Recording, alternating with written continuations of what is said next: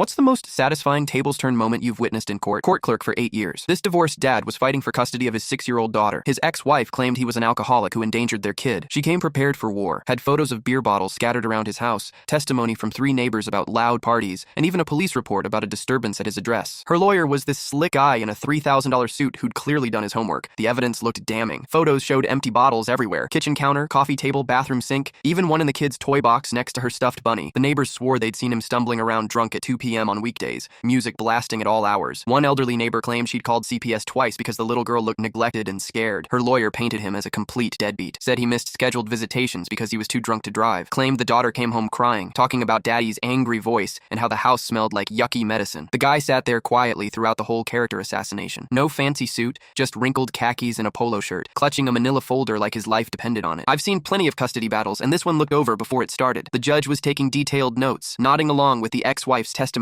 She was crying at all the right moments, playing the devastated mother perfectly. Even I was starting to feel sorry for her. Judge looked ready to rule against him when he finally asked to speak. His voice was shaky, nervous. Your Honor, when exactly did she say I missed those visits? October 15th, 22nd, and 29th, the ex-wife replied confidently, dabbing her eyes with a tissue. He opened his folder with trembling hands. Here's my work schedule from the fire station. I'm a paramedic. I was saving lives those exact dates. 24-hour shifts. 2 car accidents and a heart attack on the 15th. Apartment fire on the 22nd. 3-car pileup on the 29th. The paperwork was official, stamped with the fire department's seal. Undeniable proof he was literally saving lives when she claimed he was too drunk to see his daughter. Her lawyer's confident smirk started melting. Then came the kicker. He pulled out his phone. And here's security footage from my apartment building. The video was crystal clear. Timestamp showed 2:47 a.m., 3 days before the hearing. There was his ex-wife, using a spare key to enter his apartment. She had a grocery bag full of beer bottles, the exact same brands from her photos, placing them strategically around the living room, even staging one near a children's book. The courtroom went dead silent. Her lawyer started shoving papers into his briefcase like the building was on fire, but he wasn't done. Second video showed her coaching their daughter in the parking lot after visitation. Remember, tell mommy if daddy's house smells like the yucky stuff. Can you say daddy was sleeping when you needed him? Practice your sad face. The little girl nodding innocently, not understanding she was being weaponized. Judge's face went from sympathetic to furious in seconds. Custody awarded to father, effective immediately. Supervised visitation only for mother pending psychological evaluation. 3 months later, she lost visitation rights entirely when 2 more recordings surfaced. One of her calling his workplace pretending to be a concerned citizen reporting him drunk. Another of her paying the elderly neighbor $200 and a script to memorize. The neighbor felt so guilty after seeing the little girl crying that she confessed everything. The ex-wife got charged with perjury, filing false reports, witness tampering, and harassment. The dad got full custody, back child support, and legal fees covered. Her lawyer dropped her and reported her to the state bar for fraud. Last I heard, that little girl's thriving with her father. She's in soccer now, honor roll at school, and lights up whenever someone mentions her daddy. He brings her to court sometimes for routine paperwork,